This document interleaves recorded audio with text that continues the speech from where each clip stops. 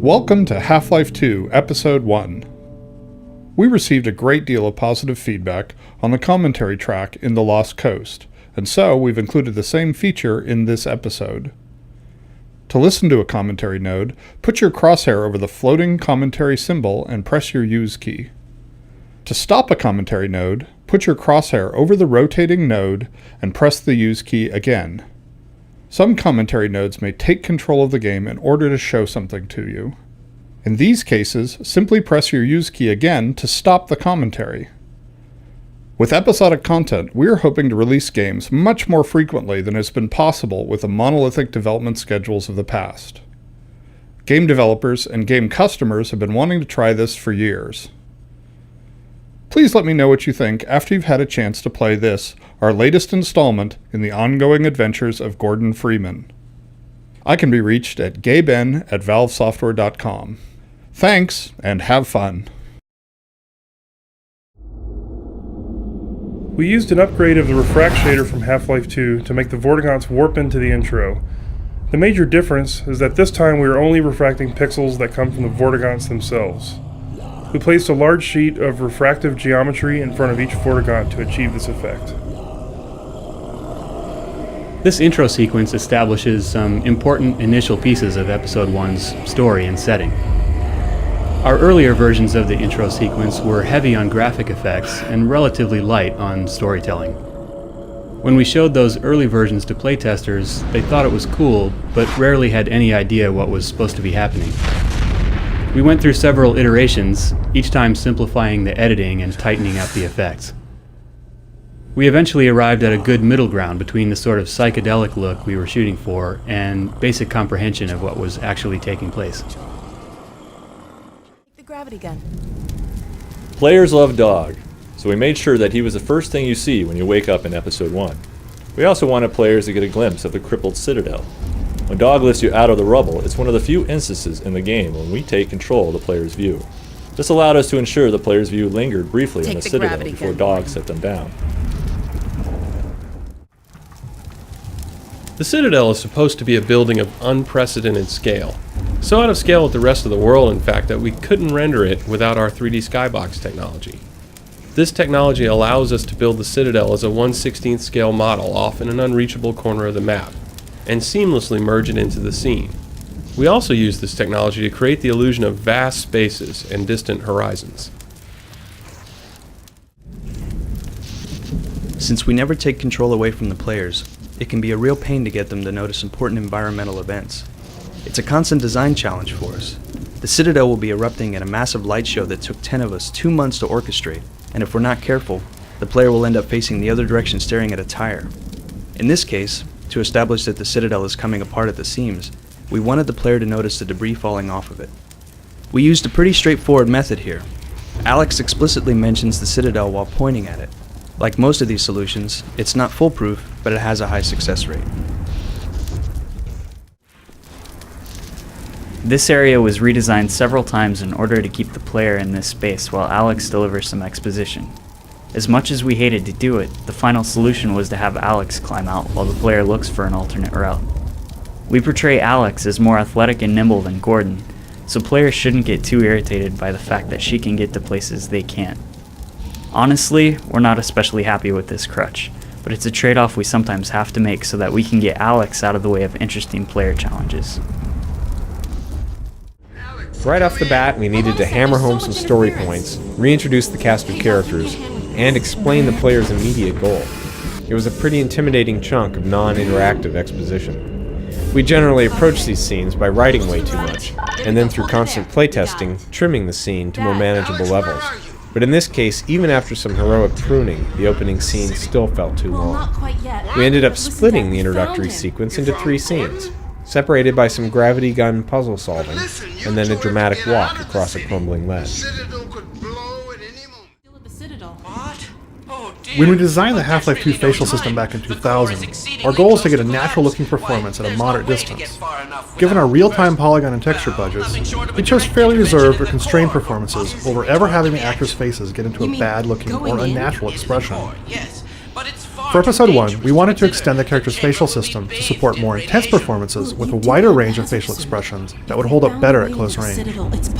These facial improvements included increasing the detail around the eyes and mouth, increasing the number of facial shape targets, think of these as movements of muscle groups, by about 50%, rewriting the rules that control how these shapes blend, and increasing the intensity of many of our existing shapes. In addition, we added support for controlling the amplitude of the facial movement for lip sync animation, which let us dampen or amplify the mouth shapes based on the volume or intensity of the dialogue. I love you. I love you too, baby. Monitor scenes are especially difficult to make interesting, since they tend to involve literally just talking heads. By interweaving critical expository information, like how dangerous the Citadel has become, with some dramatic character interactions between Alyx, Eli, and Dr. Kleiner, we were able to convert a potential liability into one of the strongest scenes in the game. A great way to illustrate characters' relationships to each other is to have one of the characters in danger and show the other's reactions to it, which is what this scene is all about.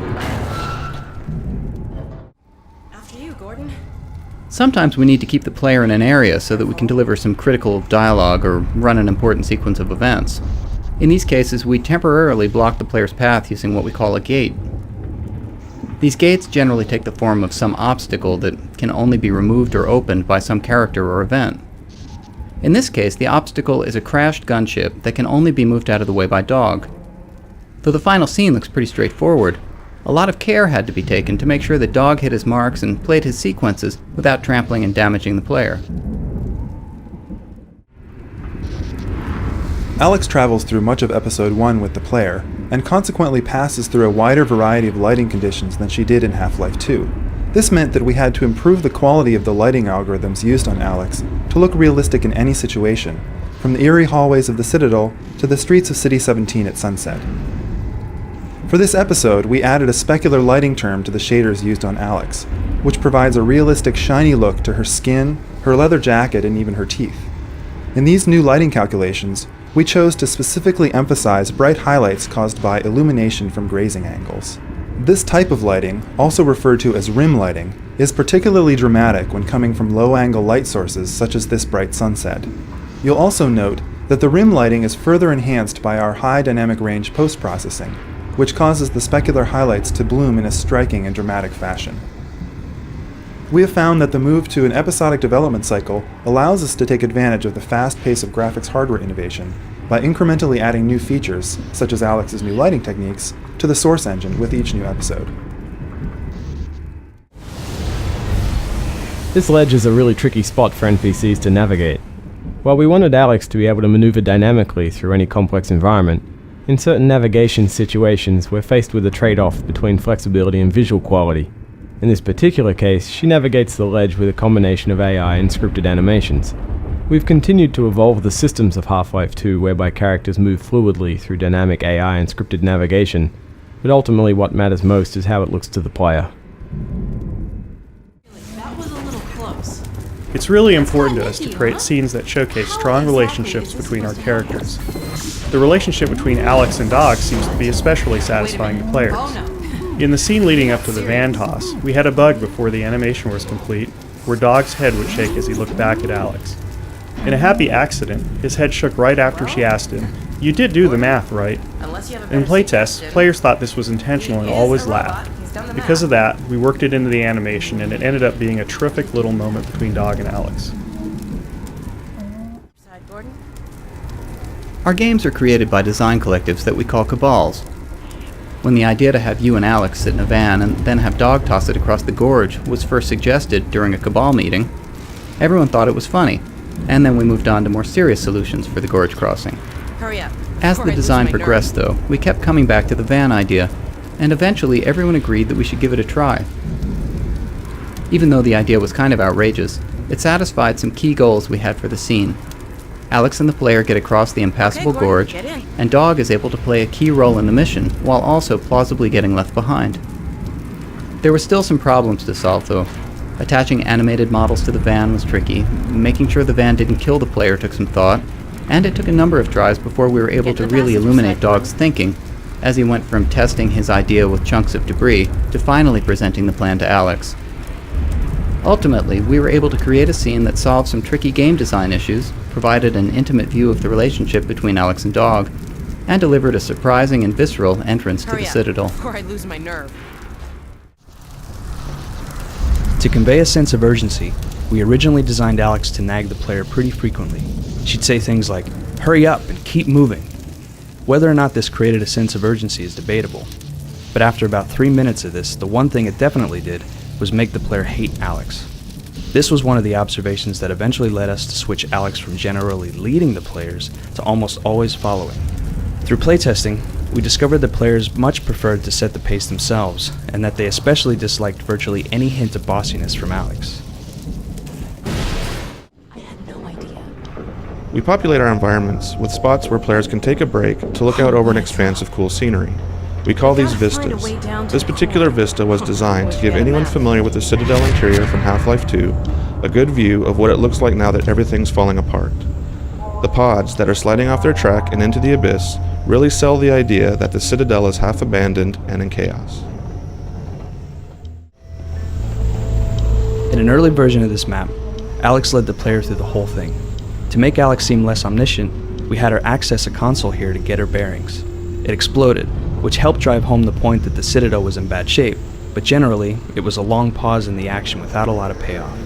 After we made the high-level decision to have Alyx follow the player, this entire scene became irrelevant, and we happily cut the whole thing. Training is one of the fundamental tenets of our design philosophy. Before the player is required to utilize some new game mechanic, or new weapon, or face a new monster under pressure in a dangerous situation, we always introduce the concept in a relatively calm, but ideally still entertaining way. This entire scene teaches the player that Alyx can convert roller mines so that they can be used as a friendly weapon. Later, the player is required to do this in more pressing circumstances, but at this point, everything's still pretty calm. In the original design, the player retrieved the roller mine from a dispenser and used it to take out a combat soldier who was holding the field from the other side. Eventually, we scrapped that idea and combined the roller mine training with some Stalker exposition that originally occurred in a separate scene. In a good puzzle, the player is presented with an overall goal, and then faces a number of smaller challenges in pursuit of that goal. In the case of the Stalker puzzle, we start with, how do I open the door? From there, we move to, how do I get to the Stalker? Then, how do I get to the roller mines? How do I get the roller mine back to Alyx? And finally, how do I use the roller mine to disable the Stalker? We wanted to create an atmosphere of urgency in the Citadel, with Alyx and the player focused on getting to the core to stop the impending collapse. Initially, we tried to reflect that urgency through Alyx's behavior and acting. This proved to be unsustainable, however. If the player didn't choose to advance, Alyx eventually ran out of lines or animations and was forced into her very non-urgent idle states. We found that the best approach was for Alyx to have such implicit trust in and sympathy with the player that she's always content to proceed at whatever pace the player chooses. Once we adopted this principle, lines where Alyx sounded impatient or frustrated with the pace of progress quickly stood out and were cut. We created a new Citadel destruction set of broken Combine panels and prefabs for the interior spaces to help make the Citadel look like it was on the verge of exploding. We also introduced a strong ambient orange color to help sell the fact that the Citadel was in a much different state from the last time the player passed through. The orange atmosphere was justified due to all the fires and smoke inside the Citadel. The primary goal of the first Citadel map is to communicate to players that the Citadel is falling apart. The Vortex was a late addition to the map, in an effort to beef up the idea that the Citadel was becoming a very dangerous place. We had particular difficulty in conveying the danger zone here. In early playtests, players thought that the entire bridge was dangerous at all times. Some additional effects work helped let players know where the dangerous areas were. We would have loved to base more gameplay on this Vortex idea, but we just didn't have the time. We decided this space needed to look unique and appear to have more significance than the rest of the Citadel areas the player had already traveled through, while at the same time feeling as though it was still made with Combine technology. This room introduces a story point that plays a big role in Episode 2, so the player has to feel like something important is going on in here. A different fog setting as well as different light styles and configurations helped achieve this. The red lighting is a good contrast to the traditional blue-green colors of the Citadel. We revealed the pod here to let players see it up close. At the same time, we didn't want players to get too good a look at what's inside. An old version of the scene had the pod simply hanging from the ceiling. It would burst open and then charge up your gravity gun, but not do much else. The current scene gives us a much more dramatic reveal of the pod, and an opportunity to introduce the mind blasts it's capable of emitting. Though they don't play a large role in Episode 1, these guys were a functional requirement of Episode 2, which meant we effectively had to ship a piece of that episode early. It's important that the player has some empathy for Alyx, rather than seeing her as just a bullet-spitting robot. The brief recovery scene after the pod mind attack reminds the player that Alyx is also affected by events in the world. The light bridge ball sockets are a clear example of our training approach to new gameplay elements. We train the players with a leading example, confirm they understand the concept, then switch up the problem set and make them use it in a new way. The first bridge shows players the solution, the second one confirms they understand it, and the third, knowing they understand the gameplay mechanic, challenges them in a new way using that mechanism. Impending destruction is a recurring theme in the Citadel. From story, mood, and visual standpoints, this changes the Citadel. The destruction needed to feel natural rather than entirely scripted upon the player's actions. Not showing the destructive events dynamically makes the player assume the level of damage is static. However, if the events are too obviously triggered by player movement, the destruction feels too scripted. We found the solution was to give players glimpses of things that were happening at the periphery of the player space, as well as in their immediate vicinity, to give the feeling that stuff is happening whether the player is present or not. Having trained the player that balls fit into sockets, we wanted to introduce a puzzle where the question was how to get a ball into the socket. The puzzle we came up with involved a socket with an object blocking it, so that the player would have to ricochet a ball into place. This sounded simple until we actually tried to implement it.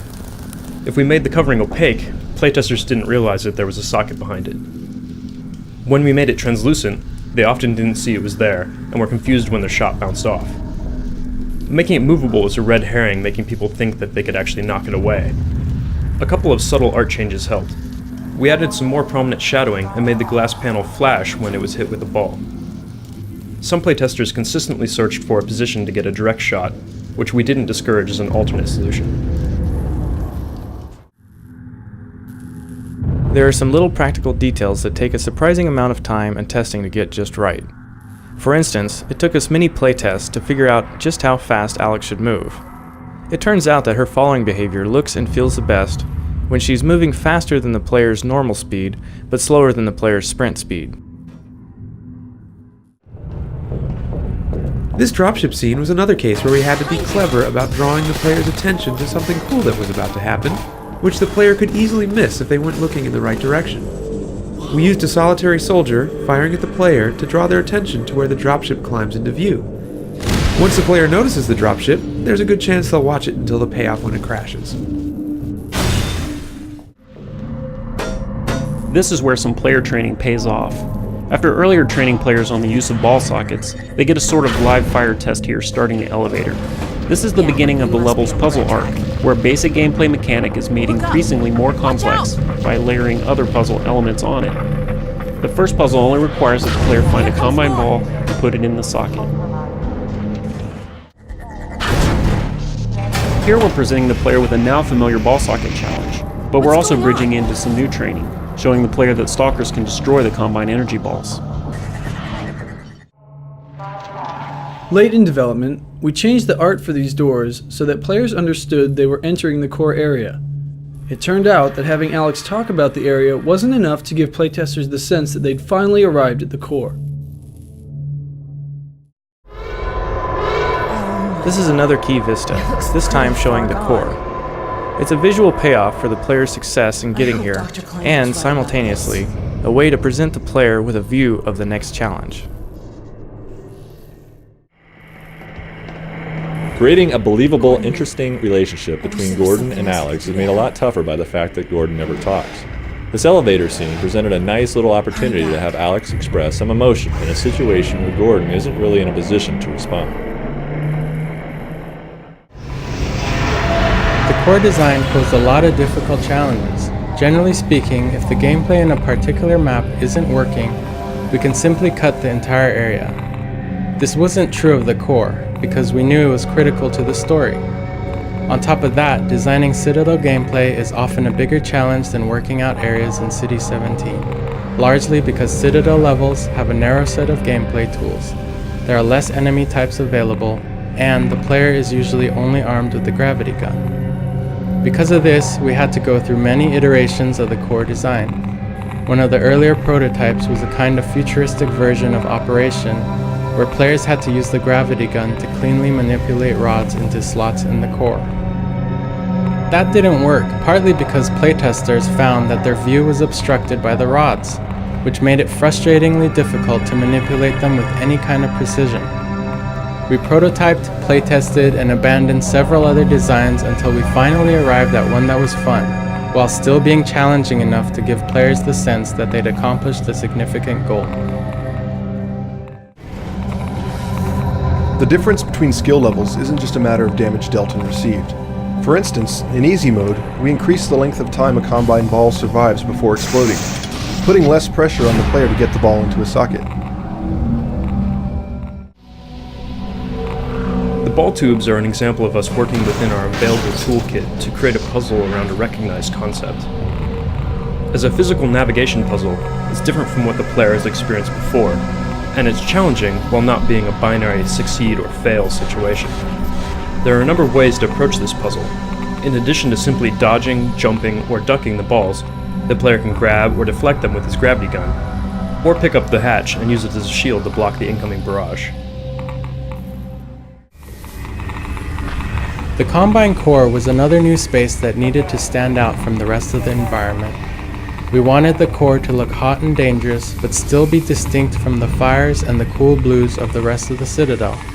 The core became the primary light source in this space, and in conjunction with the white set of Combine materials, we created an extreme contrast to the normally dark values of the Citadel metals.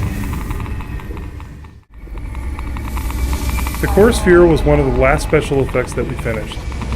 To achieve this effect, the core uses animated textures, flow maps, normal map refraction and specularity, as well as volumetric particulate matter rendering, which takes advantage of the core being a sphere. The higher contrast white Combine motif of the core sets it apart from the rest of the Citadel and heightens its importance within the visual style of Combine aesthetics. It also helps enhance the perception of heat and radiation in the space. The core was a central element of this part of the game, and as much as possible, we wanted to constantly reinforce its importance. Zigzagging through the space in 3 dimensions while navigating a variety of challenges let us present a few different visual and gameplay perspectives on the same space. By letting the player see the core from a bunch of different angles, we were able to give them a real sense of its scale. The second ball tube presents a variation of the pattern the player learned in the first ball tube. While the first tube can be crossed slowly, by crouching and maneuvering your way up, the second ratchets up the pace, requiring a quicker, more responsive approach. The goal of this logic puzzle isn't figuring out that you need to put balls in batteries. It's coming to the realization that, by filling all of them, you've denied yourself an exit, and that you have to desocket one, climb on the lift, and then resocket it. Sparks guide the player to the source of the balls, which happens to be the tube they just passed through. Monitor scenes, such as this video transmission from Dr. Mossman, aren't simply pre-rendered video. These scenes actually unfold live in an inaccessible section of the map, while being projected onto the monitor screen. Here's Dr. Mossman in the small Arctic base set. It's not nearly as far away from the Citadel's core control room as it appears to be in a level.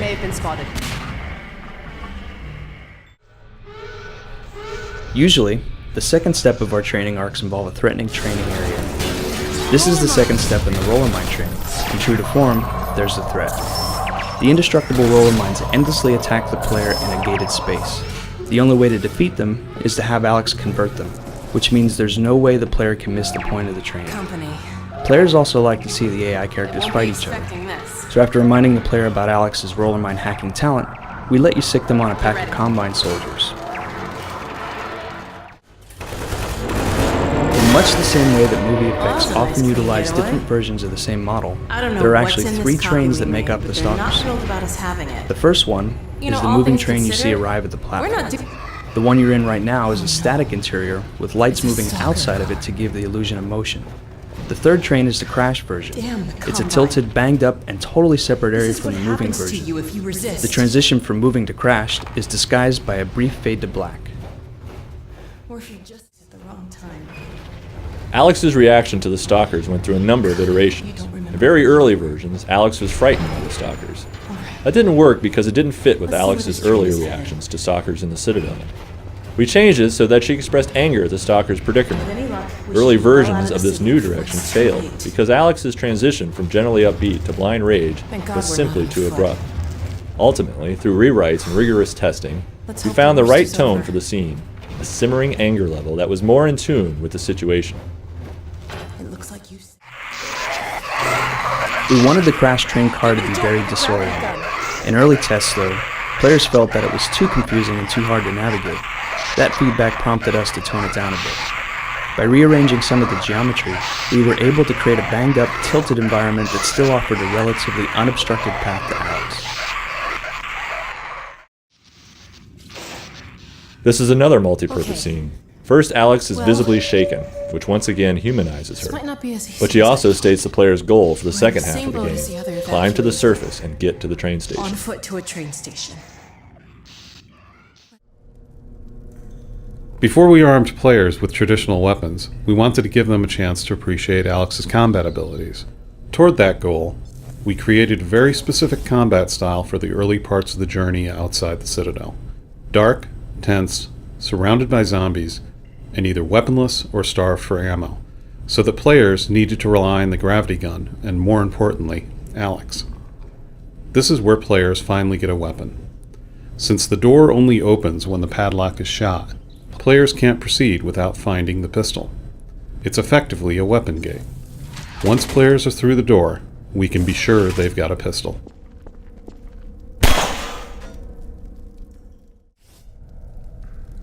Originally, the player couldn't operate the power boxes, and would have to wait for Alyx to do it. We thought it'd be entertaining to watch Alyx do some cool thing while you protected her. Unfortunately, that didn't work out. Playtesters were more annoyed than entertained. The other problem was that having Alyx committed to a particular activity while action was still going on in the world tended to quickly expose her most robotic tendencies.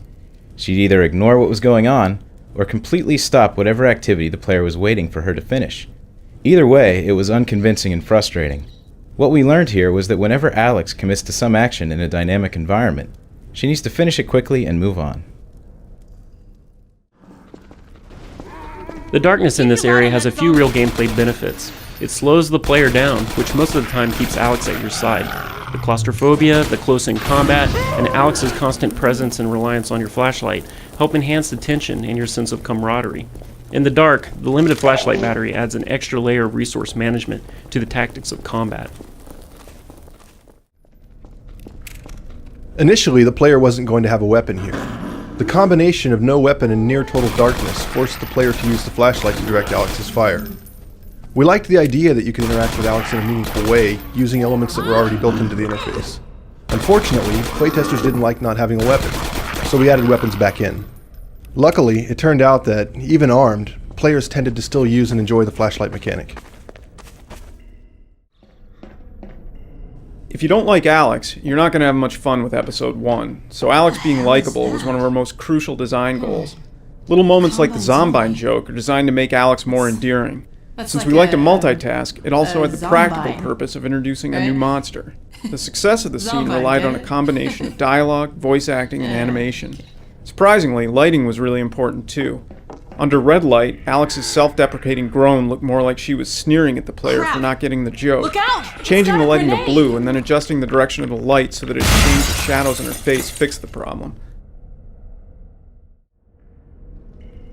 It's important that monsters get very deliberate introductions, since players are going to interact with them a lot. Look out! It's got a grenade! Generally, we let the player first see a new monster in a safe environment, so they can start thinking about it before they have to fight it.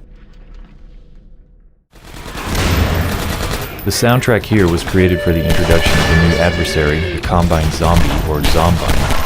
The Discordant guitar tones and bends and a lo-fi fast beat work in the background of this encounter to create an off-balance and disturbing mood. For Episode 1, we implemented a scripting component called the Response Rules System for dynamically managing NPC speech. We wanted to take NPC speech out of the hands of the programmers and let the writers control it. The writers were able to set up a wide range of situationally triggered character responses. For instance, Alyx has different reactions to different enemies, can warn the player of danger, calls for help when she's mobbed, and will ask for light. The combat responses worked out great, but it's especially satisfying when Alyx's comments on some situation mirror your own thoughts. The writers really went crazy with this, so be on the lookout for lots of little Easter egg responses to unusual situations. We always try to exploit a feature as much as possible throughout a game. For instance, these flares. They're an exploration reward, they've got a simple, satisfying interaction with the gravity gun, and they're a good tactical alternative to the flashlight. Finally, they're a weapon that will ignite zombies, which, in turn, become a new light source.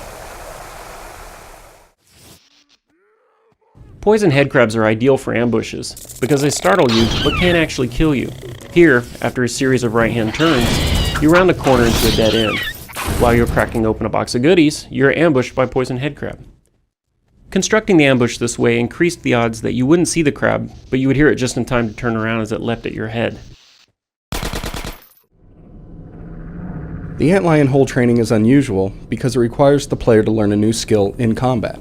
This is a rare case where training occurs under duress, so Alyx states the problem and helps in the fight without giving away the solution.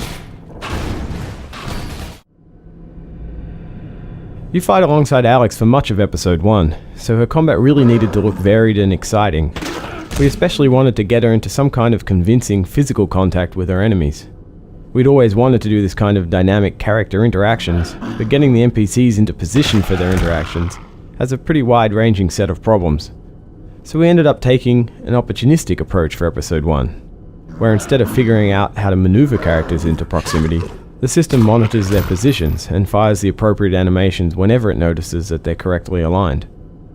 Given how well these interactions worked out between Alyx and zombies, headcrabs and antlions, we're really looking forward to extending this kind of behavior to all of our NPCs. This 3-level parking garage is where the Antlion burrow training pays off.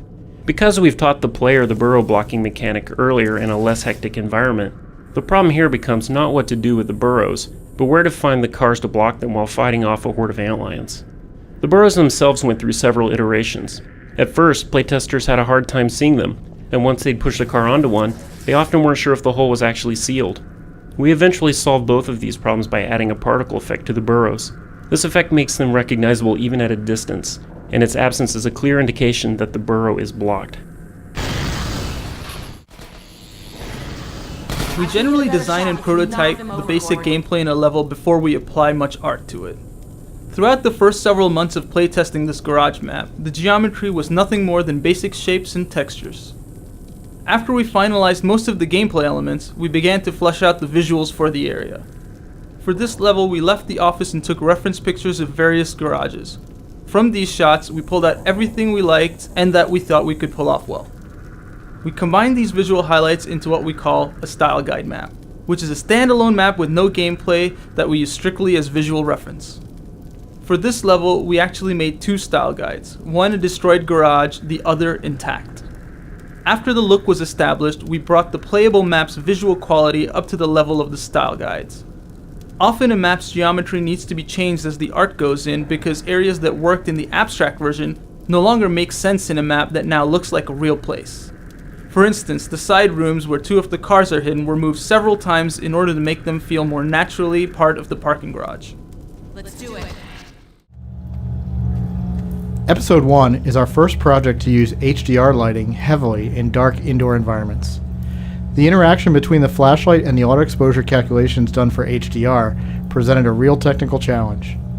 In dark areas where the flashlight was the only source of illumination, we found that we'd often end up with grossly overexposed views. We ended up compensating for this by using a different set of exposure parameters when the flashlight was turned on. In particular, we drastically shrunk the region of the screen examined for exposure calculations, which permitted us to concentrate only on the much smaller area lit by the flashlight. This area is the dramatic culmination of all the lightless combat that comes before it. We wanted to create a dynamic fight that lasted several minutes while you waited for the elevator to arrive. I've worked with electricity The first iteration of this battle was very different from what we eventually shipped. The space was larger, had water in it, and wasn't completely dark. Water is relatively expensive performance-wise, so we cut that in favor of more zombies. We made the level smaller to ensure that the player would see the elevator and recognize the problem that needed to be solved before the fight started. We killed the lights both to enhance tension and to make the scene a final test of the dark fighting skills that the player develops over the course of the episode. Finally, we added a wire running along the ceiling from the elevator to the power box to give players a guide as they familiarize themselves with the area. In early versions of the episode, Alyx was much more vocal about giving the player hints. However, playtests showed it was much more satisfying for the players when Alyx stated a goal and then stepped aside until that goal was accomplished. Because of that feedback, almost all of Alyx's hint lines were cut. Eventually, though, we discovered through more playtesting that although players didn't like having Alyx hand them unsolicited hints, they did want to be able to explicitly request help from her. So we added some of the hint dialogue back in, but it's only accessible at the player's request by Plus using Alyx. Unfortunately, we learned these hint lessons late in the development cycle and didn't have time to properly train players for this feature. We plan to integrate the hint-on-demand dialogue more thoroughly in future episodes. Our art and gameplay standards encourage players to build a visual dictionary that defines how they expect things to work in the Half-Life world. For instance, even though the door to the power box room is metal and would probably have a metal crossbar holding it shut, we barred it with a wooden plank. Because we've been consistent throughout the game, the player should recognize that a wooden plank can be both broken and manipulated with a gravity gun, properties that wouldn't be immediately apparent about a metal bar. We're really happy with the Zombine's grenade behavior. It adds sudden danger spikes to the zombie horde, which force players to quickly reprioritize the targets. And since the player can grab a grenade out of the Zombine stand with the gravity gun, these danger spikes can be converted into offensive opportunities. This kind of turnaround skill shot creates some dynamic, satisfying hero moments for the player. Originally, we didn't allow the player to snatch Zombine grenades because we fairly broke the fiction of the gravity gun. If players could grab a Zombine grenade, why couldn't they grab the Combine soldiers' guns? After playtesting the grenade steal though, fun went out over consistency. This City 17 Vista is an explicit visual reward for surviving the elevator battle. Since early playtesters told us that we weren't communicating just how damaged the city was, this sweeping view of an extremely messed up City 17 serves a practical purpose, as well as being a nice moment of calm between storms. The framing of your first view of the Citadel in this Vista space is very deliberate. We included various leading elements, such as wires and light poles, that all drive the player's eye to the Citadel. One thing we try to do when we're integrating storytelling and gameplay, something that's become a hallmark of ours, is to include non-linear bits of narrative. Things that action-oriented players don't have to sit through, but that are available to players who want to learn more about the background of the story. Kleiner's broadcasts on the public address monitors are a good example of this method. Apart from the strong visual image of Dr. Kleiner replacing his former boss on the giant screens, his speech conveys a lot of dense information about the state of the world and how things have changed due to the events of Half-Life 2. We settled on this particular location for the Kleiner cast as one of the few logical places where players can watch in peace or move on to the next encounter. It's essentially a footnote embedded in the world, which makes this a footnote on a footnote. Later in the level, there's a Combine gunner protected behind some metal plates, just like the ones blocking the player's way here. We placed them here as a training tool to remind players that the gravity gun can grab and detach these things. From the rooftops. Repelling soldiers presented a difficult training problem because we found it's tough to focus the player's attention upward. This entire alley was carefully designed to ensure that the player would see the descending soldiers. First, we framed the soldiers with a straight line of buildings. Then we had them run across the rooftops so they were starkly silhouetted against the sky before they dropped down in front of the lightly colored buildings. Finally, we added a distinctive sound to the repelling action so that the players would recognize it later in the game. The post-Half-Life 2 look of City 17 was difficult to nail down, and we went through many changes. We wanted to establish several things, primarily that this was a different part of the same city with a slightly different atmosphere, and that it had been severely damaged. This street was a test bed for a lot of our visual design work. First, we built an intact city street, then we beat up certain buildings, in some cases removing them entirely so that more destruction was visible in the distance. We did an initial lighting pass in the game engine and then took screenshots of various locations. Using Photoshop, we manipulated those screenshots to establish a color scheme. Photoshop lets us quickly iterate through all kinds of skies, lighting styles, and color schemes. The environmental lighting colors that we ended up with were based on some photo references of the sun filtering through smoke from a forest fire. Some falling ash effects and a closer than usual fog plane helped sell the effect. Character AI is all about putting on a good show. As we neared the end of production, we were still unhappy with the way that Alyx handled herself in combat. The most common thing she did was run backwards while shooting at the enemies. It was fairly realistic, but kinda boring. So we added crouching and aiming at the last minute, and though it didn't really change her combat effectiveness in any functional way, it made her a whole lot more fun to watch. And this is a really good example of how these relatively minor presentation and behavior changes can often have a really major impact on entertainment value. Trip mine traps are great, but they were sort of hard to justify given the total chaos of City 17. Even though we couldn't use trip mines a lot, they made sense in this interrupted ambush scene. This explosion permanently seals the cafe door, which has a few benefits. From a design perspective, we found that when we limit the amount of backtracking players can do, it gives them confidence to venture forward. And from a practical standpoint, we can clean up the now unreachable entities, giving us a big reduction in overhead. It also helps to minimize potential bugs and exploits. Originally, the player didn't get any weapons until the end of this map, so roller mines were the only way to kill the soldiers. As we added more content to previous levels, it became impractical for players to be without a gun for so long. As a result, players get weapons much earlier now. One of the primary design goals of Episode 1 was to convey the sense that Alyx and the player are a team. This sniper sequence provides an opportunity for Alyx to offer combat support in a cool new way. It also gives the player a chance to watch zombies get sniped up close and from various angles. Players didn't have any weapons in the original version of this map. That made it a lot more important to remove the boards with the gravity gun so that Alyx could snipe the zombies. Once weapons were added though, the skybridge became less of a puzzle and more of a straightforward combat event. We added more zombies to increase the challenge, but pulling the boards off is still the most fun way to get through this section. Our AI is inherently unscripted, which means that we have to design spaces that permit our characters to make good choices. The AI is better able to make intelligent decisions when there are alternate routes through a combat space.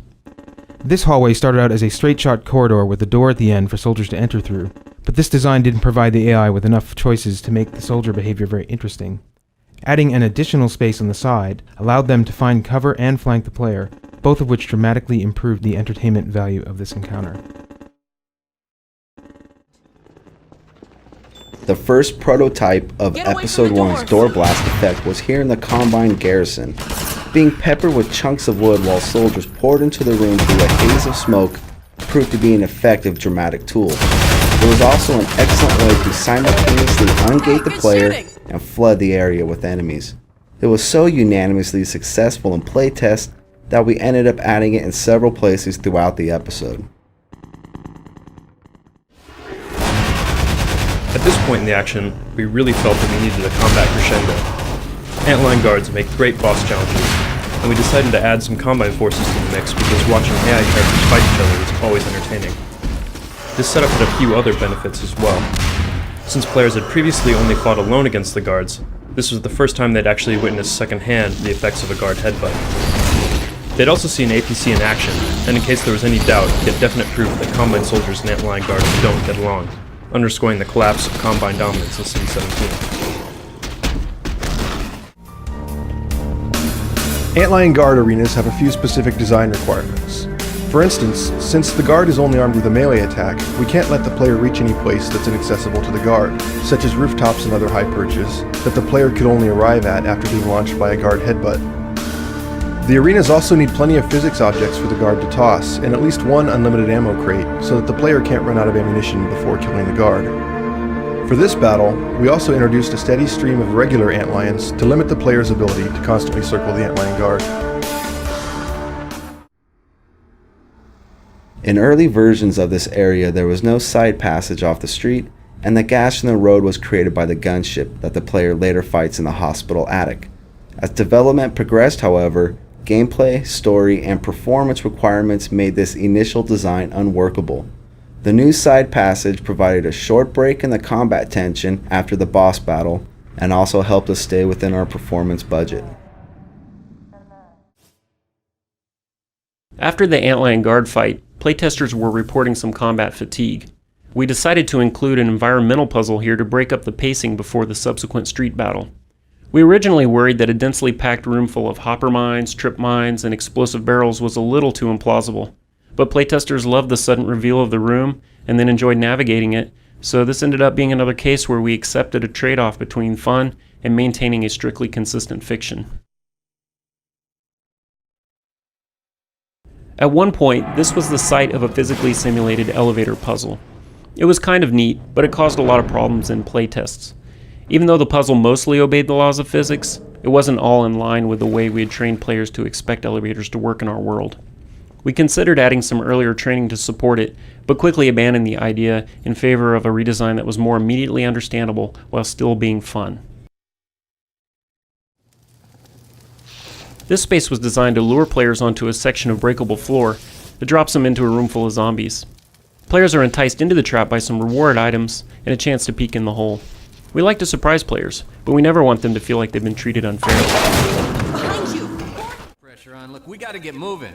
Barney, like Dr. Kleiner, is one of the characters with the deepest roots in Half-Life 1.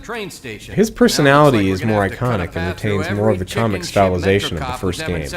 This type of character allows us to mix up the mood a little bit, to inject some absurd humor into the otherwise grim scenarios of the Half-Life universe, while characters such as Alyx and Alyx Vance have allowed us to explore more realistic dramatic possibilities. We're still very much attached to our roots in satire and black humor. This bridge over the rooftops is a safe path to the station. Barney's big crowbar scene here required a few tricks to pull off. There are actually 3 separate crowbar models in this sequence. First, there's the one stuck in the machine. When Barney grabs that one, we remove it from the world and switch on a second crowbar that's been in Barney's hand the entire time, only invisible. Both of these models are purely decorative, so as soon as Barney makes his tossing motion, we hide the second crowbar and create a third usable crowbar that then bounces to the ground. Whenever possible, we like to foreshadow impending boss battles by introducing the enemy before the actual fight. In this case, you know you're going to be seeing that gunship again pretty soon. We designed this gunship battle to create a dynamic, evolving experience, while still keeping the player within a constrained area. Initially, the space appears straightforward and provides plenty of cover. As the environment gets progressively more damaged, combat becomes more challenging. Players are increasingly open to enemy fire, and the path to the rocket crate becomes more difficult to navigate. As the roof breaks apart, however, the gunship also becomes more visible, and therefore easier to hit, keeping things relatively in balance. The lighting in this area was tuned to play off of the HDR tone mapping effects between the dark inner spaces and the progressively open, bright sky above. Instead of letting the gunship AI have its own way here, we force the ship to crash right into the action. It's a dramatic payoff for winning the battle, and it gives players an opportunity to examine a gunship up close at their leisure.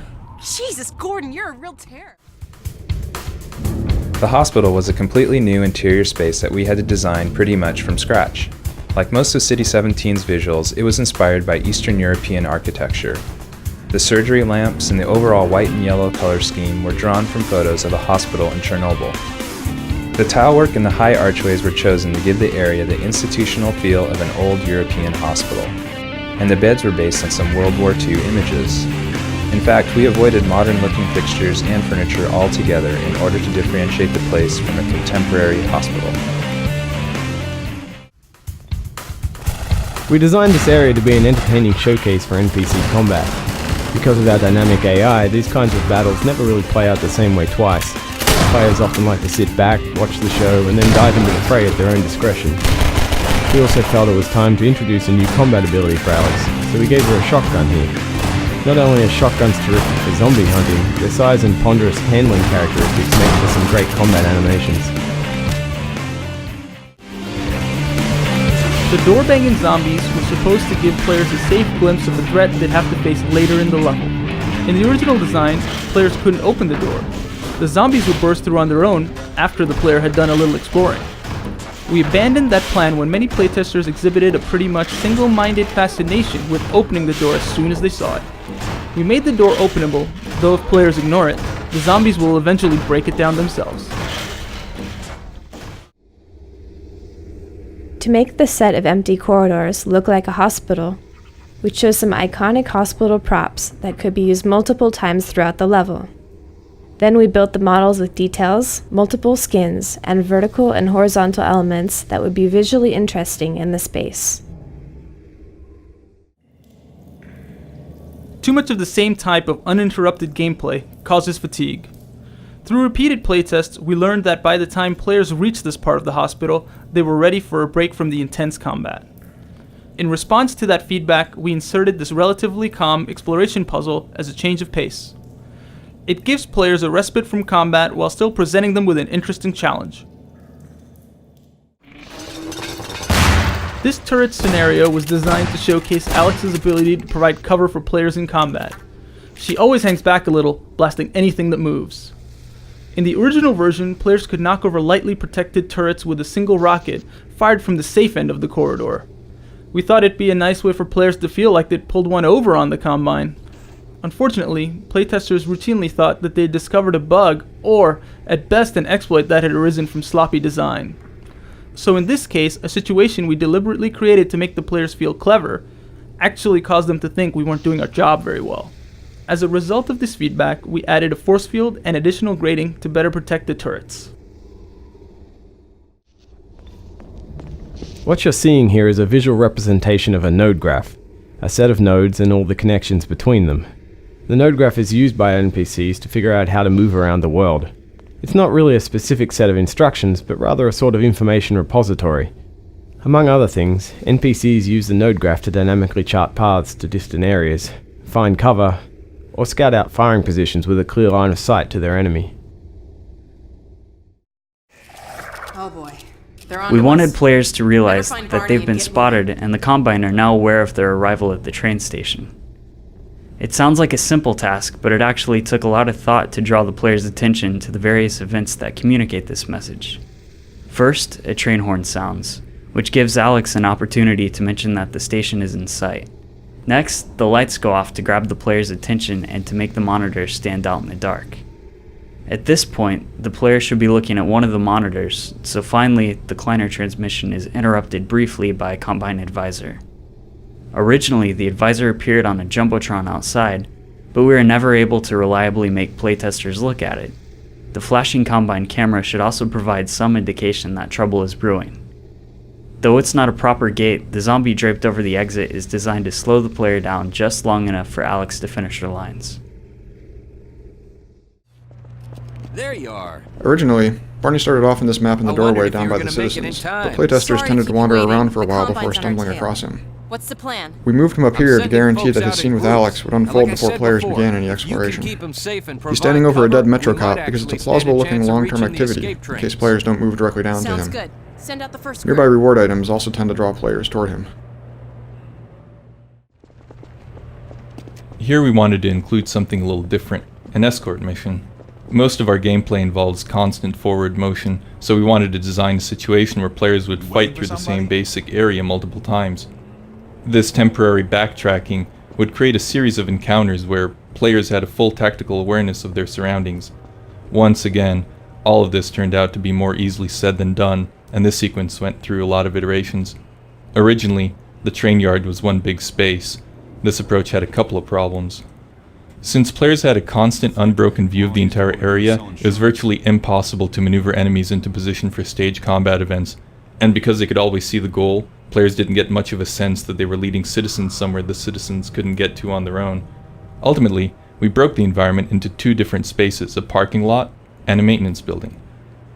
Because neither area can be seen from the other, we're able to repopulate the spaces with new, more deadly combinations of enemies while the player isn't looking. It also makes the journey feel lengthier and more significant. We wrestled with the problem of plausibly repopulating this area with soldiers between each trip. After several iterations, we decided to have the soldiers jump in through some high windows. This solution has several advantages beyond maintaining incredible fiction. It makes the incoming enemies more immediately visible, and, since the windows are unreachable from the ground, players aren't able to exit through them. Plus, leaping soldiers turn into tumbling ragdolls when shot, which is always entertaining. We needed a train station, but we didn't want something that was too similar to the one in Half-Life 2. We decided to give this station a more industrial look, to make it a place where trains were repaired and freight was offloaded. We included some Combine elements to help explain why the Strider can't fire through the various strategic barricades required by the game design. We separate Alyx from the player here to make the Strider battle a more intimate combat experience. While we generally want Alyx to be useful to the player, bosses tend to require a specific combat style to beat, and we found that it usually doesn't make gameplay sense to keep her around. Plus, boss battles are the player's big hero moments, and having too much help dilutes a sense of individual accomplishment. Alyx more or less sits out all of our bosses. For this climactic battle, we created a new AI that makes the Strider a more interesting opponent. It has a snappier cannon attack, to better track the player's movements, and it now has the ability to target the environment in dangerous ways. For instance, its cannon fire can shove heavy shipping containers straight into the player. This shipping container used to be accessible only after the player destroyed a padlock. Given the amount of stress during this part of the game, even a simple puzzle, in this case, destroying a lock, could be completely missed by the player. In the end, we felt like the arena we had built for the player to fight the Strider was fun enough without this added element, so we removed it. We often use goodies, such as this crate and the scanner battery around the corner, to guide players along a preset route. We want players to hit their marks during the battle without drawing attention to the fact that they're being subtly manipulated down a particular path. We wanted to keep the tension high in this fight, but we also realized the players would need some cover. These destructible panels satisfy both those design goals. Effectively, they're time shelters. Players can hide behind the panels, but the Strider will target them until they're destroyed. This gives players brief periods of safety, during which they can plan their next move. We noticed during playtesting that players were often too afraid of the Strider's weapons to stand in front of it and fire rockets. This was kind of a problem, because rockets are virtually the only way to kill a Strider. To help players, we modified the Strider's AI so that a player-launched rocket will significantly delay the Strider's attack. This battle of reflexes lets players guide their missiles with safety, as long as they get their shot off before the Strider does. Along with vistas, positive feedback from Alyx is one of our primary means of rewarding players. In this case, Alyx's excitement over the Strider's destruction adds a sense of closure to the battle, and gives players the satisfaction that someone witnessed and appreciated their heroics. The train the player rides out of City 17 had two major design goals. It had to visually connect the end of Episode 1 to the beginning of Episode 2, and it also needed to address the functional gameplay requirements of the second episode. Using reference material we collected on European train cars from the 1980s, we built a basic version of the train that level designers could test. Once we got the thumbs up from them, we added textures and lots of little details. The result is basically a caboose, combined with rounder, more streamlined elements from a passenger car. Apart from being a big visual payoff to the episode, there There were several story requirements that this ending sequence needed to convey.